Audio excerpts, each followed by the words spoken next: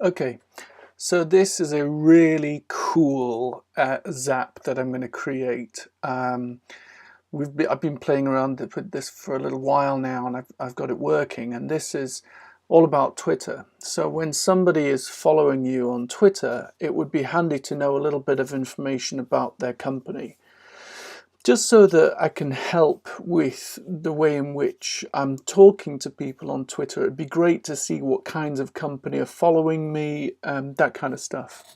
So what I'm going to do here is I'm going to create a Zap that uses Contact Enhance and Twitter to build a profile on those people that are following me. So go into your Twitter account, click on Create Make a Zap. The first thing that we need to do, and I love this, is click on Twitter, and then down at the bottom you've got New Follower of Me. You could actually see the types of companies that are following other people, but for now it's just New Follower of Me, and then click Save and Continue.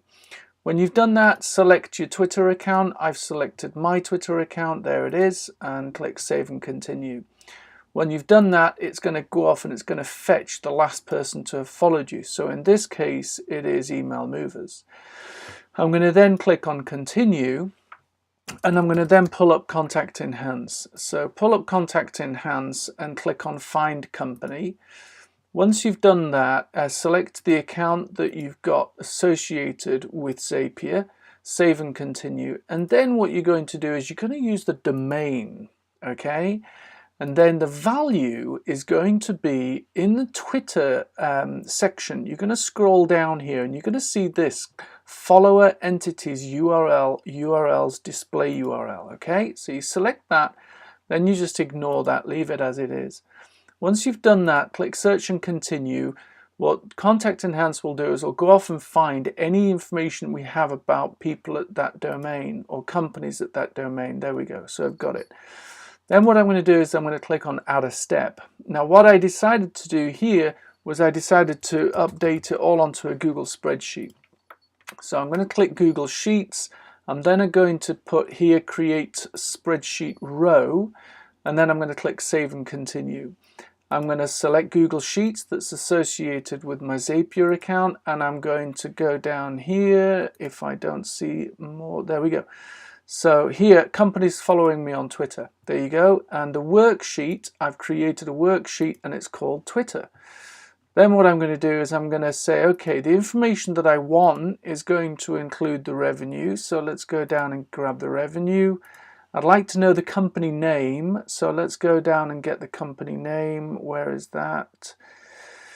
That's there we go. I'd like to know obviously what their Twitter ID is. That can come from Twitter. I'd like to get, and I could get a contact name and email address of someone at the company. Could do that, that's not a problem. Here we go, look, I can pop that in there like so.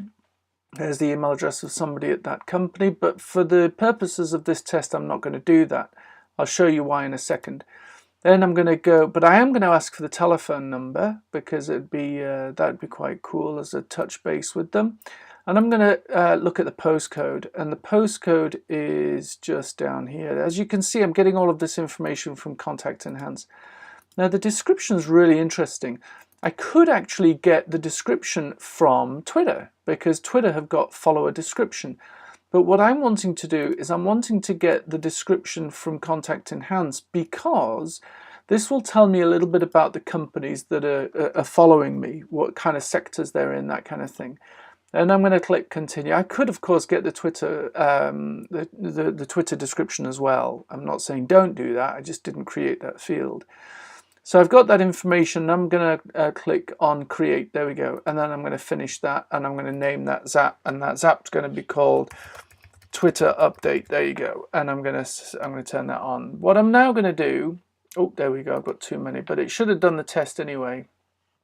So you can see here that I did one earlier, which was a test.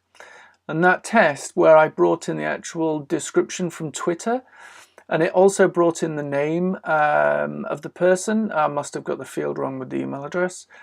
But on this row here is the one I've just created. This is where it's brought in advertising market research. So this person has followed me on Twitter. I've got the company name, the telephone number, the annual revenue, the business description, the postcode, and I could have dropped the email address in the first name of a person in that company.